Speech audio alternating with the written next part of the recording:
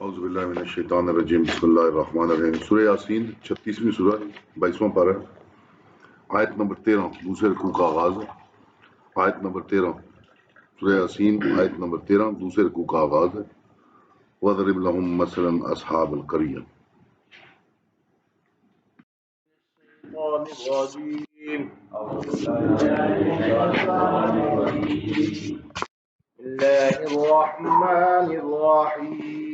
بسم الله الرحمن الرحيم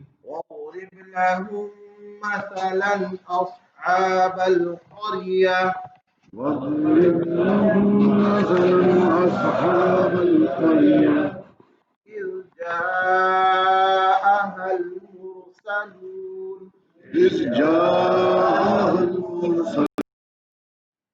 اعوذ باللہ من الشیطان الرجیم بسم اللہ الرحمن الرحیم لا الہ الا اللہ محمد رسول اللہ اللہ اکبر استغفر اللہ استغفر اللہ استغفر اللہ اشہد ان لا الہ الا اللہ واشہد ان محمد عبدہ ورسولہ رب زدنی علما رب زدنی علما رب زدنی علما رب اشرح لی صدری ویسر لی امری واحلل عقدۃ من لسانی یفقهوا قولی الحمدللہ رب العالمین والصلاۃ والسلام علی رسول الکریم دروشی سب ایک دو پڑھ لیں اللہم صل علی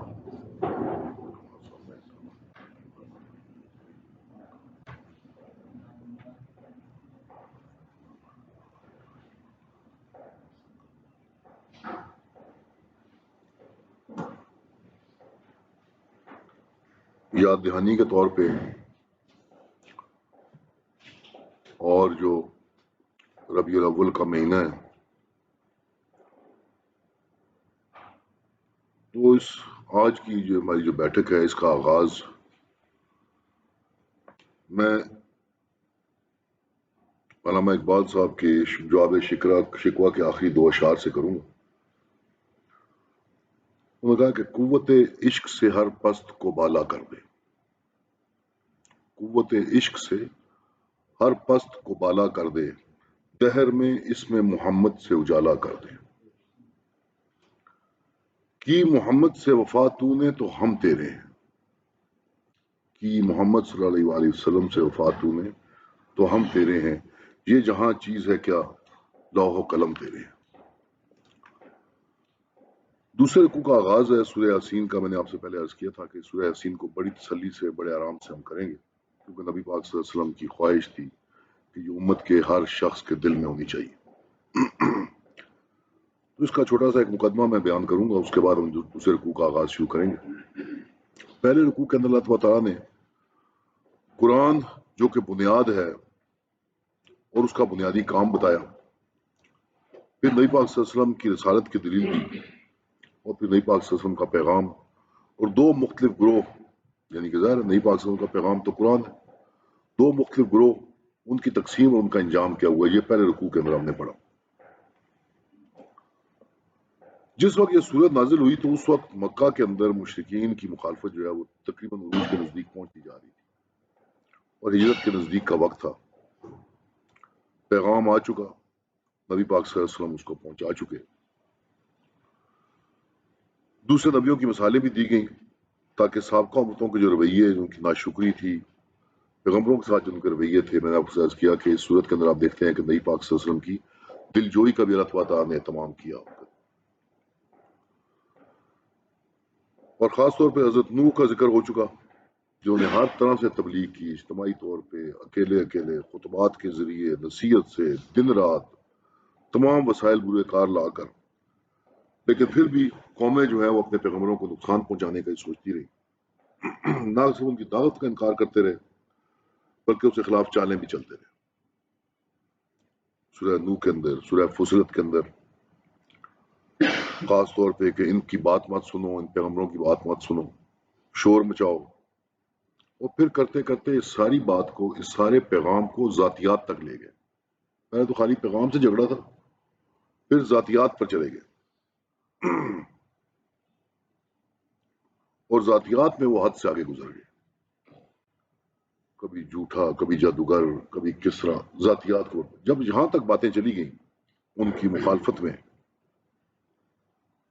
تو پھر اللہ تعالیٰ ایک خاص یاد دہانی فرماتا ہے کہ وہ رحمان ذات جو ہے وہ ہماری ہدایت کا اتنا بندوبست کرتی ہے کہ جب ہم اس رویے تک انسان پہنچ جاتا ہے تو پھر وہ ایک خاص یاد دہانی کا طریقہ استعمال کرتا ہے۔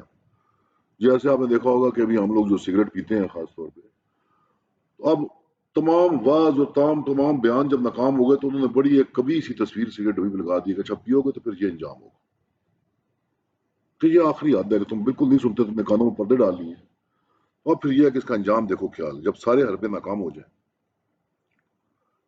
جب انسان ذہن بند کر لیتا ہے اور آسانی سے باز نہیں آتا، نصیحت کے لیے کام بہرے رہتے ہیں، تو پھر کیا انجام ہوتا ہے؟ آخری کوشش کو سنوارنے کی ہوتی ہے کہ اس کو انجام دکھایا جائے، اس کا تمہارا انجام کیا ہوگا۔ تو یہاں پہ بھی مشرکین مکہ کو ایک قصبے کی مثال دی گئی کہ اگر تم نہیں سنورو گے، تم یہی رویہ جاری رکھو گے، تو آخر کار تمہارا بھی انجام وہی ہوگا جو اس قصبے کا ہوگا۔ اور نبی پاک صلی اللہ علیہ وسلم کی دلجوئی کی کہ یہ جو آپ کے ساتھ، یہ جو آپ کے لوگوں کا، آپ کی برادری کا، مشرکین مکہ کا جو رویہ ہے، یہ کوئی نئی چیز نہیں ہے۔ اس لیے میں نے آپ سے کہا تھا کہ مرسلین سے جہاں سے آغاز ہوا تھا، مرسلون کہ آپ اسی جماعت کا حصہ ہیں، اور اس جماعت کے ساتھ یہ رویہ انسانوں کے رہے۔ آج کا منشا شروع کرتے ہیں۔ اعوذ باللہ من الشیطان الرجیم۔ وَاضْرِبْ لَهُم مَثْلًا أَصْحَابَ الْقَرْيَةِ۔ ضرب مطلب ضرب لگاؤ، زوردار مثال دو ان کو۔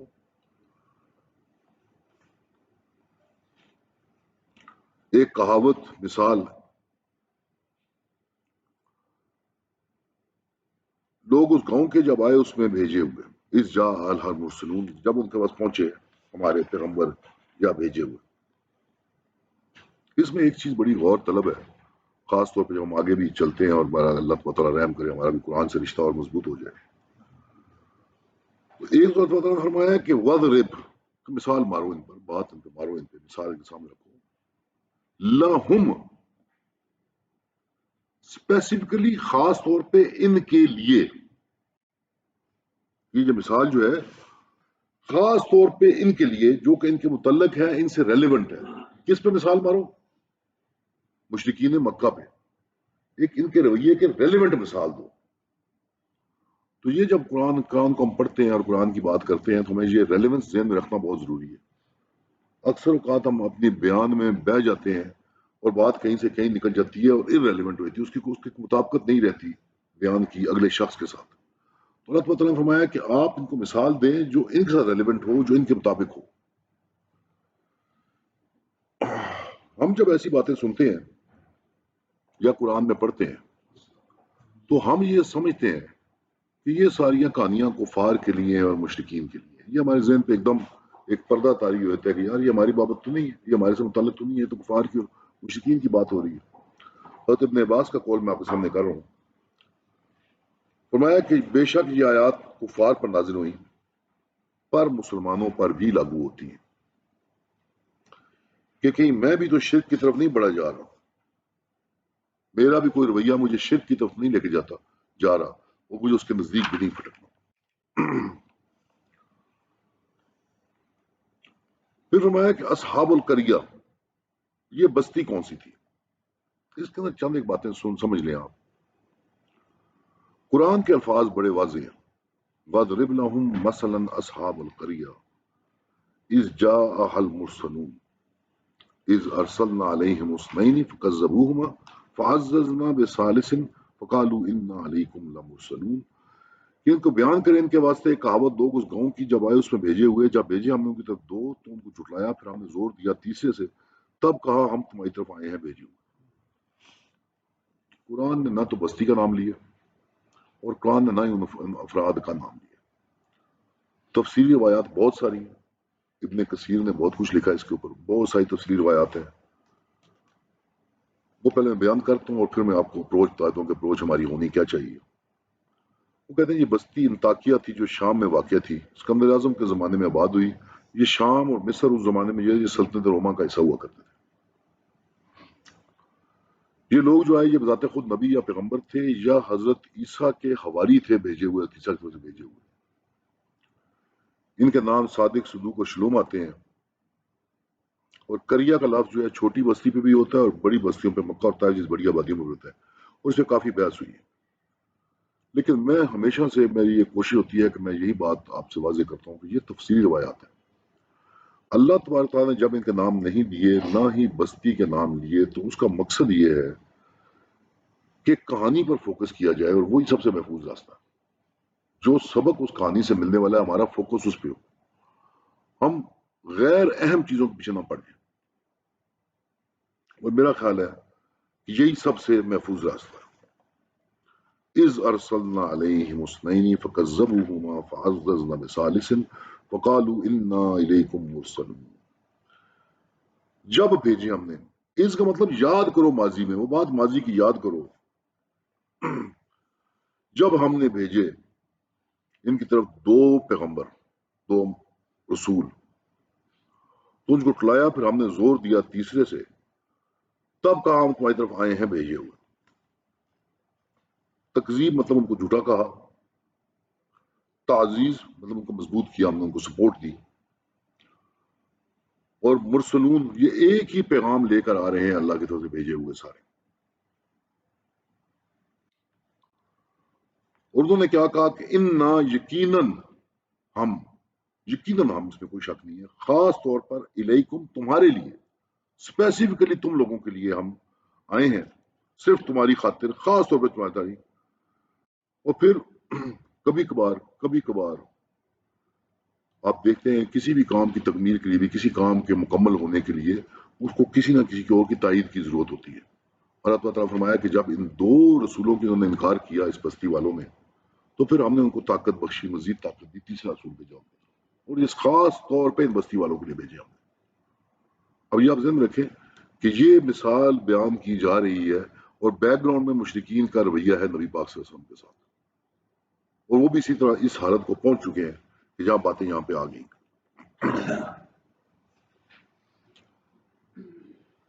یہاں پہ ذرا غور کریں گے، قالوا ان لوگوں نے کہا ما انتم الا بشر مثلنا، کیا ہو تم سوائے اس کے کہ ہمارے جیسے انسان، وما انزل الرحمن من شيء ان انتم الا تكذبون، اور کچھ نہیں اتارا رحمان نے سوائے یہ کہ تم سراسر جھوٹ بول رہے ہو۔ یہ بستی والوں کو جواب دیا۔ یہ بنیادی اعتراض ہمیشہ سے انبیاء کی بشریت جو ہے قبول حق میں ہمیشہ سے مانے رہی ہے۔ پیغمبر جو انسان ہوتے ہیں، سب سے پہلا اعتراض حق قبول کرنے میں یہی ہوتا ہے کہ یہ انسان یہ پیغام لے کر کیوں آیا، ہم جیسا انسان یہ پیغام لے کر۔ سورہ بنی اسرائیل کی آیت نمبر 94 میں، سورہ الفرقان کی آیت نمبر 7 میں فرمایا کہ کیسا رسول ہے جو کھانا کھاتا ہے اور بازار میں گھومتا۔ تو فرماتا ہے کہ اللہ چاہتا تو فرشتہ ہی بھیجتا تھا۔ تم کون ہوتے ہو؟ تمہیں یہ اختیار اور اتھارٹی کس نے دی ہے؟ یہ ہمیشہ پیغمبروں کے خلاف انسانی رویہ رہا ہے کہ جب وہ انسان ہے تو ان کی اتھارٹی وہ ایکسیپٹ نہیں کرتے، اور پھر اگر بھیجنا ہی تھا، آپ جانتے ہیں قرآن میں ذکر ہے کہ اگر اللہ نے چلو انسان ہی بھیجنا تھا، پھر کوئی امیر آدمی بھیجنا چاہیے تھا، مکہ اور طائف کی بستیوں میں سے کسی امیر آدمی پہ آنا چاہیے تھا۔ یہ ابو طالب کا نعوذ باللہ یتیم بھتیجا جو ہے، اس کو بھیجنا تھا پیغمبر بنا کے۔ تو یہ اعتراضات ہمیشہ سے شاہ صاحب کے نزدیک کہتے ہیں کہ نبوت کو تسلیم کرنے میں ہمیشہ حجاب بشریت مانے رہا ہے۔ بشریت کا جو پردہ ہے کہ یہ انسان ہے، اور ابھی بھی آپ دیکھ لیں، ابھی بھی ہم کیا کیا پاپڑ بیلتے ہیں کہ ان کا انسان کو ماننا جو ہے وہ نبوت کو ماننے سے انکار کرتا ہے۔ اس عمل میں ہم کیا کیا چیزیں بھول جاتے ہیں۔ شاہ صاحب لکھتے ہیں کہ جو پیغمبر کی صلاحیت ہے، اس کی استعداد یا کیپیسٹی ہے، اس کے کمال، اس کی ذات کے کمال، اس کی نیکی جو اللہ تعالیٰ نے اس میں ودیت کی ہوئی ہے، مشرک لوگ کبھی اس کو پہچان نہیں سکتے کہ نبوت سے بڑھ کر کوئی شرف نہیں ہے۔ اور ہم لوگوں کی ایک یہ کم علمی بھی کہہ لیں، ہماری مطلب کمزوری بھی کہہ لیں، کون سا ایسا پہلو ہے نبی پاک صلی اللہ علیہ وسلم کی زندگی کا جس میں وہ ایک آئیڈیل کے طور پہ نہیں ہے؟ کون سا ایسا پہلو ہے؟ بیٹے کے طور پہ، باپ کے طور پہ، بھتیجے کے طور پہ، کاروباری شخص کے طور پہ، جنگی کمانڈر کے طور پہ، لیڈر کے طور پہ، معاشرتی اور معاشی معاملات کے اندر ازواج کے ساتھ معاملات کے اندر لوگوں کی ہمدردی اور صدقات، کون سا ایسا پہلو ہے جس کے اندر نبی پاک صلی اللہ علیہ وسلم کی لیڈرشپ جو ہے وہ ایک مکمل لیڈرشپ نہیں ہے؟ اور ہم لوگ جو مسلمان ہیں، ہم میں سے کس کس نے اپنی زندگی کے مختلف پہلوؤں میں نبی پاک صلی اللہ علیہ وسلم کو لیڈر مانا ہوا ہے؟ ہم دنیاوی لیڈر تو بہت سارے بناتے ہیں، لیکن کیا بطور باپ میں نبی پاک صلی اللہ علیہ وسلم کو اپنا رول ماڈل بنایا ہوا ہے، آئیڈیل بنایا ہوا ہے؟ کیا بطور کاروباری شخص میں نبی پاک صلی اللہ علیہ وسلم کو اپنا آئیڈیل بنایا ہوا ہے؟ کیا بطور بھائی میں نبی پاک صلی اللہ علیہ وسلم کی اپنی ذات کو اپنا آئیڈیل بنایا ہوا ہے؟ کیا بطور ہمسایہ میں نبی پاک صلی اللہ علیہ وسلم کی ذات کو اپنا آئیڈیل بنایا ہوا ہے؟ اور کیا نبی پاک صلی اللہ علیہ وسلم ان تمام ایریاز میں آئیڈیل تھے کہ نہیں تھے؟ کسی کو کوئی شک ہو کہ نبی پاک صلی اللہ علیہ وسلم ان تمام ایریاز کے اندر آئیڈیل ترین شخص تھے، ان سے بہتر کوئی شخص آیا نہیں ہے انسانی تاریخ کے اندر، تو پھر کیا وجہ کہ ہم مسلمانوں کے وہ آئیڈیل نہیں ہیں؟ ہم نہ بطور باپ ان کو آئیڈیل بنا سکے، نہ بطور بھائی آئیڈیل بنا سکے، نہ بطور بیٹا ان کو آئیڈیل بنا سکے، نہ بطور سیاسی لیڈر ان کو ہم آئیڈیل بنا سکے، نہ بطور جرنیل ان کو ہم آئیڈیل بنا سکے، نہ بطور کاروباری شخصیت ان کو آئیڈیل بنا سکے، نہ بطور ایک دائی ان کو ہم آئیڈیل بنا سکے، اور بہت ساری باتیں ہماری طرف۔ اس لیے میں نے جس چیز سے آغاز کیا میں پھر اس پہ جاؤں گا کہ محمد سے وفاتوں نے تو ہم تیرے،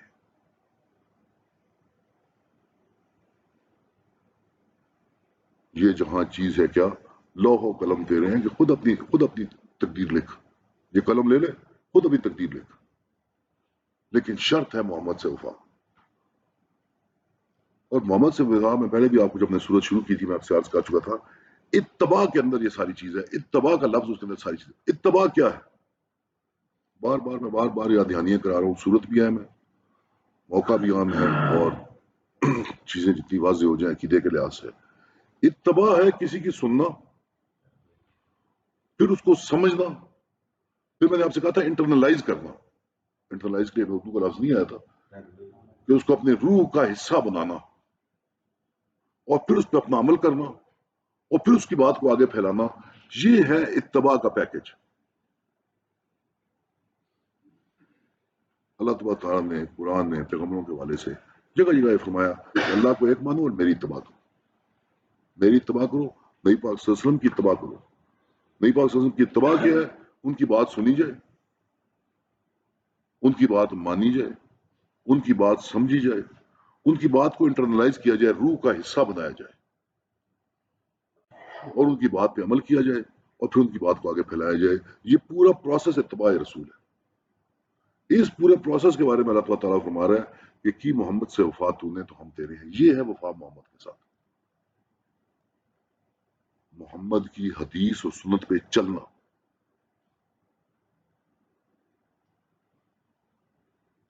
پھر آپ کو فرمایا کہ میں اس حد تک، علامہ اقبال کی نگاہ میں اس حد تک تمہیں طاقت دے دوں گا، تم خود اپنی تقدیر کو خود تقدیر لکھو، لیکن شرط یہ ہے کہ اتباع رسول کرو۔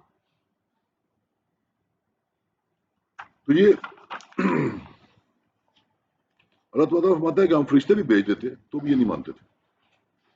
وہ ایک شعر ہے بڑا مشہور، آپ نے کسی کے ذہن میں ہوگا، کہ پکڑے جاتے ہیں فرشتوں کے لکھے پہ ناحق، آدمی کوئی ہمارا دم تحریر بھی تھا، کہ یہ فرشتوں نے جو کچھ لکھا ہے اس پہ ہماری پکڑ ہوتی ہے۔ کوئی انسان ہی سارا لکھنے لگا جی، پتا ہو گیا کہ بھائی کیا جذبات ہیں، کیا کیا پرابلمز ہیں، کوئی انسان لکھتا تو پھر سمجھے فرشتوں کو جذبات ہی نہیں۔ تو اللہ فرماتا ہے کہ ہم فرشتے بھی اتارتے ہیں تب بھی کوئی نہ کوئی اعتراض نکال دیں گے۔ تو مقصد یہ ہے کہ ہدایت لینی نہیں۔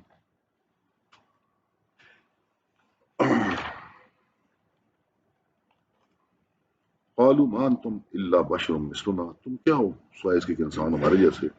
وما انزل الرحمن من شيء الا انتم الا تكذبون، اور رحمان نے کچھ نہیں اتارا،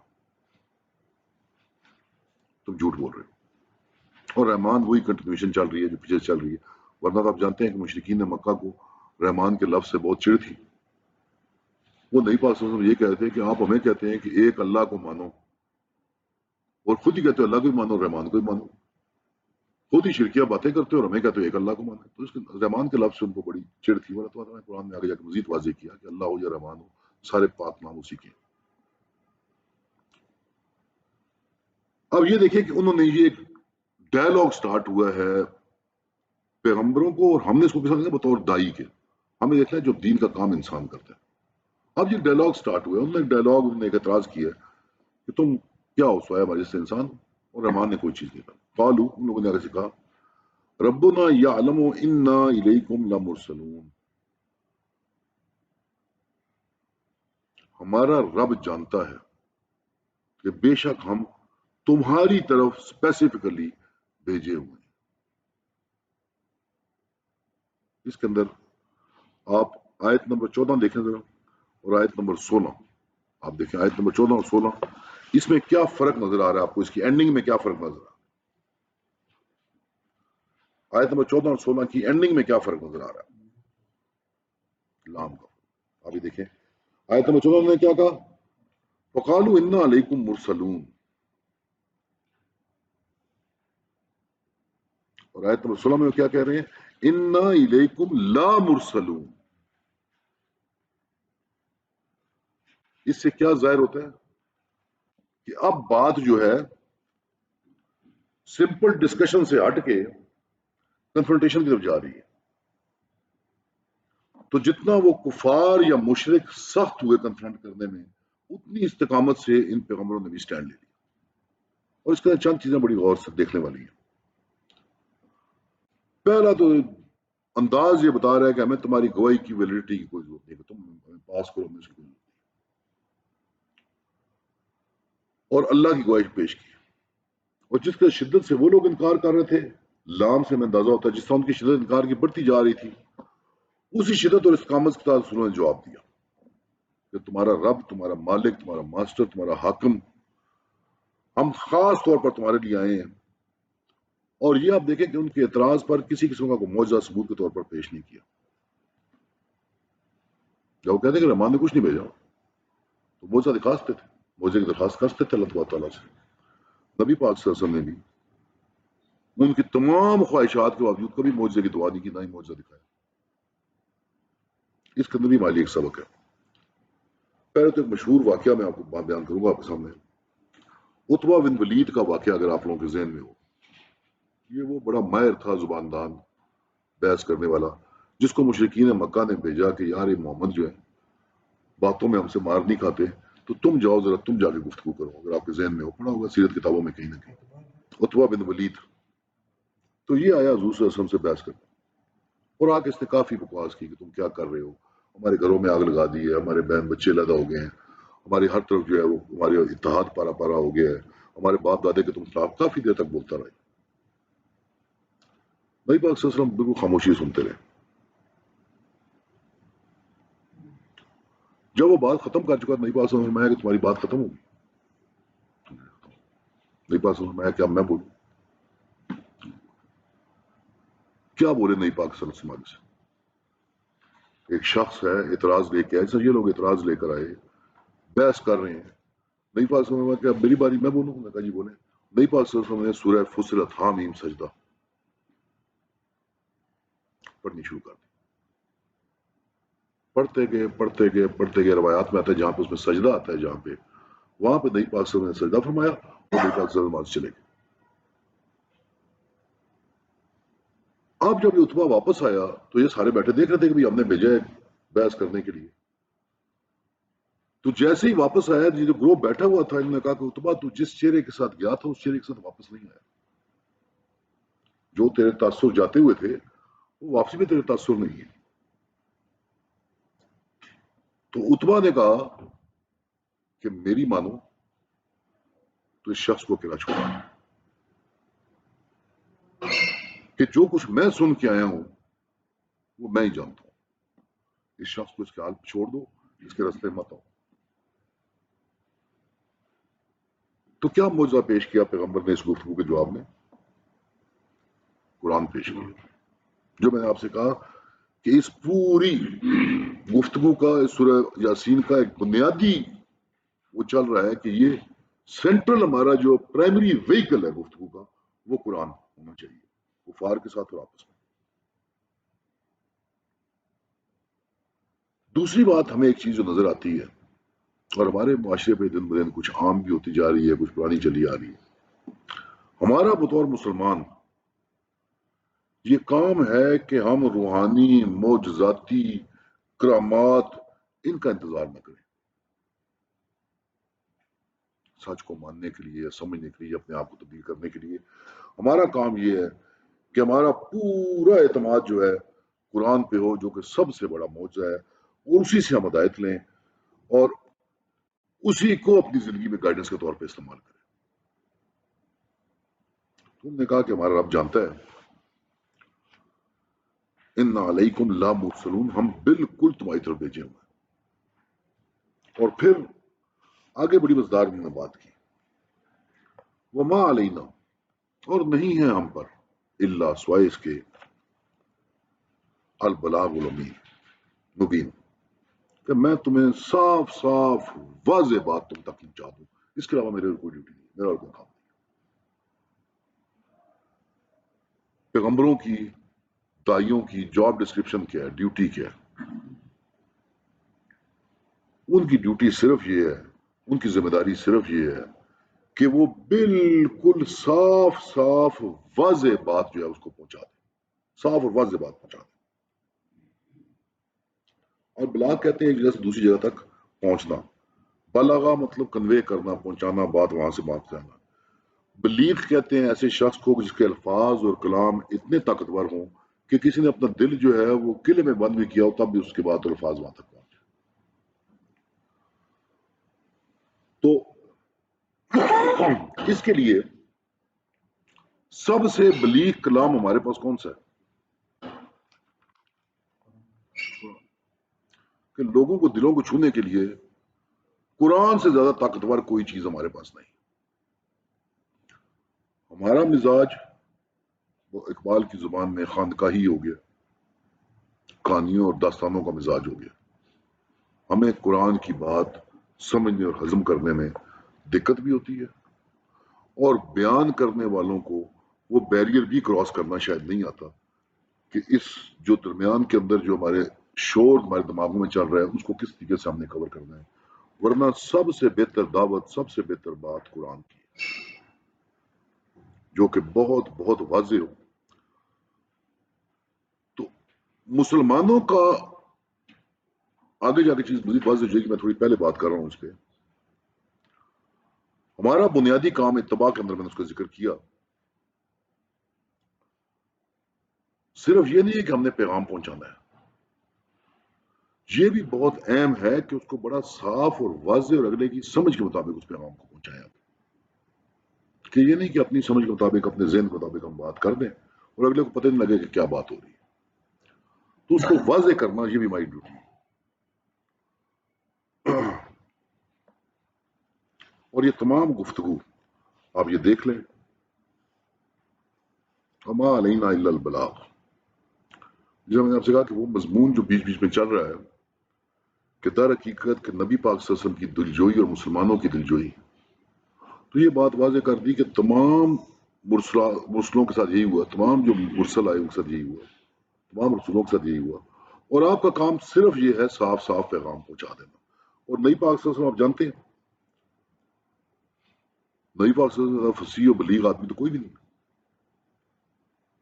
نبی پاک صلی اللہ علیہ وسلم کی اپنی حدیث موجود ہے، الفاظ کچھ اور ہیں۔ نبی پاک صلی اللہ علیہ وسلم میں کہ تم سب سے زیادہ فصیح و بلیغ آدمی ہوں، کیونکہ میں قریش میں پیدا ہوا، قریش کی زبان بڑی صاف تھی، عربی جو ہے، اور حوازن میں میری پرورش ہوئی، حوازن جدھر بی بی کیا نام تھا، بی بی حلیمہ، ان کا جو قبیلہ ہے وہ زبان ان کی چونکہ صحرا کی زبان تھی، اس میں کوئی مکسچر نہیں تھا۔ جیسا آپ دیکھیں نا کہ ہمارے بھی یہاں پہ پنجابی یا پٹواری جو گاؤں میں بولی جاتی ہے تو اس میں مکسچر نہیں ہوتا، وہ بالکل علیحدہ ہوتی ہے۔ لیکن شہروں کے اندر چونکہ اور لوگ آ جاتے ہیں، دائیں بائیں علاقے کے اور لوگ آ جاتے ہیں، تو زبان کے اندر مکسچر بن جاتا ہے زبان کا۔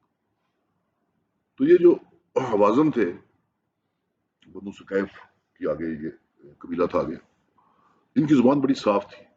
تو میں کہا کہ میں قریش میں پیدا ہوں، قریش کی اپنی زبان بڑی صاف ہے اور حوازن میں میری پرورش ہوئی ہے، تو میں بہت زیادہ فصیح و بلیغ ہوں تم سب میں۔ اور نبی پاک صلی اللہ علیہ وسلم کا انداز بی عائشہ بیان کرتی ہیں کہ گفتگو سے فرماتے تھے کہ کوئی اگر غور کرے تو حرف گن سکتا تھا، اتنی آہستہ آہستہ آہستہ بات کرتے تھے۔ اور نبی پاک صلی اللہ علیہ وسلم نے فرمایا کہ آہستہ بات کیا کرو تاکہ دوسرا تسلی تمہاری بات سمجھ سکے۔ اور اب حدیث میں دیکھتے ہیں نبی پاک صلی اللہ علیہ وسلم جب بات کرتے تھے، جب بات بیان کرتے تھے، اس کو ریپیٹ کرتے تھے اور ساتھ مثال دیتے تھے۔ بڑے واضح طریقے سے بات. تو بلاغت یا فصاحت تو سبجیکٹ نبی پاک صلی اللہ علیہ وسلم کا نہیں ہوتا، وہ تو ایسی فصیح ولی گفتگو کرتے تھے. تو نبی پاک صلی اللہ علیہ وسلم کو پھر ایک بار میں نے کہا کہ نبی پاک صلی اللہ علیہ وسلم کی ایک خاص طبیعت، ایک خاص مزاج تھا. اللہ تعالیٰ نے فرمایا کہ حریص ہے تمہارا پیغمبر، بہت زیادہ ان کو دوسروں کی ہدایت کی فکر رہتی تھی. تو میں آپ کا کام صرف جو ہے وہ پیغام پہنچا دینا ہے، آپ نے صرف واضح پیغام پہنچا دینا ہے. قالو، اب بات ایسا بڑھتی جا رہی ہے، آہستہ آہستہ کنفرنٹیشن جو ہے وہ آگے بڑھ رہی ہے آہستہ آہستہ. اب وہ قوم کہہ رہی ہے قالو انا تطیرنا بکم لئن لم تنتهوا لنرجمنکم ولمیسنکم منا عذاب الیم. ہم نے آپ کو بد فال، برا فال دیکھا، نامبارک دیکھا ہم نے، یہ تو کہہ رہے ہیں. اور اگر تمہیں نہ چھوڑی بات تو ہم تم کو سنسار کریں گے، تم کو لگیں گے ہمارے ہاتھ سے دکھ کی مار. اب یہ لوگ کفر میں آگے بڑھتے جا رہے ہیں اور سخت پکے انکار کے اوپر جا کے جم گئے کہ آپ سر سے جھوٹے، آپ کا اختیار اور اتھارٹی کس بنیاد پر ہے، اور رحمان نے کچھ نہیں اتارا. یہ سب پیغمبروں کو یہی جواب ملا جو نئی پاک سے بتایا گیا. اس سے بات آگے بڑھے کہا طائر، طائر کہتے ہیں پرندے کو، پرندہ یا پرندے کا اڑانا. یہ شگون لیا کرتے تھے، فال لیا کرتے تھے. آج کل بھی رواج ہے، مختلف شگون لیے تھے. اس زمانے میں کوئی پرندہ یہ پکڑ لیتے تھے اور پھر اس کو اڑاتے تھے. اگر تو پرندہ دائیں طرف جاتا تھا تو جو ان کے ذہن میں ہوتا کہ ہم نے سفر کرنا ہے یا بازار جانا ہے یا کچھ، پھر تو اس کو چل پڑتے تھے. اور اگر وہ پرندہ بائیں طرف چلا جاتا تھا پھر وہ کہتے برا شگون ہو گیا، بیٹھ جاتے تھے، کاروبار نہیں کرتے تھے، گھر سے باہر نہیں، شگون لیا کرتے تھے. تو یہ اب جو قرآن کا اپنا اسلوب ہے، آپ دیکھیں کہ قرآن جو ہے نا وہ ہدایت کے موضوع میں چلے رہتا ہے. ان کو یہ کیوں برا شگون محسوس ہوئے، برا فال کیوں محسوس ہوئے، وہ ہمیں قرآن سے اندازہ ہوتا ہے اگر ہم موسیٰ اور فرعون کو دیکھتے ہیں کہ بار بار بار بار مشکلیں اس پہ آ رہی تھی. اور قرآن کے اندر بڑا واضح ہے، سورہ انعام کے اندر بھی ہے، سورہ اعراف کے اندر بھی ہے. اللہ تعالیٰ فرماتے ہیں کہ جب ہم کہیں پہ پیغمبر بھیجتے ہیں، کہیں پہ رسول بھیجتے ہیں، تو وہاں کے لوگوں کو مشکل پکڑ لیتے ہیں، مشکل بھیج دیتے ہیں تاکہ ان کے دل نرم ہو جائیں ہمارے پیغام کے لیے. تو مختلف مشکلیں آتی ہیں، ان میں مالی مشکلات آتی ہیں، اکنامک ڈیفیکلٹیز آتی ہیں، سوشل ڈیفیکلٹیز آتی ہیں، سوشل کانفلکٹ شروع ہو جاتے ہیں. جس طرح آپ نے دیکھا کہ وہ 9 بڑے بڑے واقعات جو فرعونیوں کے ساتھ پیش آئے، وہ مینڈک کی بارش کا، وہ خون کے آنے کا، وہ ٹڈی دل کا، وہ جوؤں کا، وہ مختلف. تو یہ اللہ فرمایا کہ ہماری یہ سورہ اعراف کے اندر اللہ تعالیٰ بڑا واضح فرمایا اس کہ ہم نے کسی بندے کسی بستی میں کبھی کوئی رسول نہیں بھیجے مگر یہ کہ لوگوں کو ہم نے پہلے سختیوں میں پکڑا. تو ظاہر ہے ان پہ بھی کوئی نہ کوئی سختی آئی ہوگی، کوئی نہ کوئی مشکل ان پہ آئی ہوگی، کوئی اکنامک پرابلم آئے ہوں گے. تو انہوں نے کہا تم برے فال ہو، جب سے تم نے یہ باتیں شروع کی ہیں تو یہ معاملہ ہوا ہے. اور انہوں نے بڑی سمپل، بڑا خوبصورتی سے استقامت کے ساتھ کہا قالوا طائرکم معکم، تمہاری بری فال، تمہاری نامبارکی تمہارے عمل ہے، تمہارے ساتھ ہے. عین ذکرتم بل انتم قوم مسرفون، ہم نے تم کو سمجھایا، عین ذکرتم، ہم نے سمجھایا تم کو، بل انتم قوم مسرفون، لیکن تم یہ کہ تم قوم ہو اسراف کرنے والی، حد سے آگے بڑھنے والی قوم. یہاں سے بڑا اہم، بہت اہم، بہت سارے مفسرین کے نزدیک، میرے نزدیک یہ اہم ترین موڑ ہے سورہ یاسین کا. اہم ترین، کیونکہ ہم نے تو اپنی ہدایت دیکھنی نا، ہمیں تو سارا اس کے اندر ہمیں تو اپنی ہدایت دیکھنی کہ ہمارے لیے کیا حکم نکل رہے ہیں. یہ ہے سورہ یاسین کا دل. وجاء من اقصى المدينة رجل يسعى قال يا قوم اتبعوا المرسلين اتبعوا من لا يسألكم اجرا وهم مهتدون. اور آیا شہر کے پرلے سرے سے ایک مرد دوڑتا ہوا، بولا اے قوم چلو راہ پر ان بھیجے ہوں کی، چلو راہ پر ایسوں کی جو تم سے کوئی نیک نہیں مانگتے، کوئی اجر نہیں مانگتے، اور راہ سوجے ہوئے ہدایت یافتہ لوگ. یہ ہے سورہ یاسین کا، میری سمجھ میں، مفسرین کے بہت سارے، یہ ہے کرکس، یہ ہے دل سورہ یاسین. وآخر دعوانا ان الحمدللہ رب العالمین.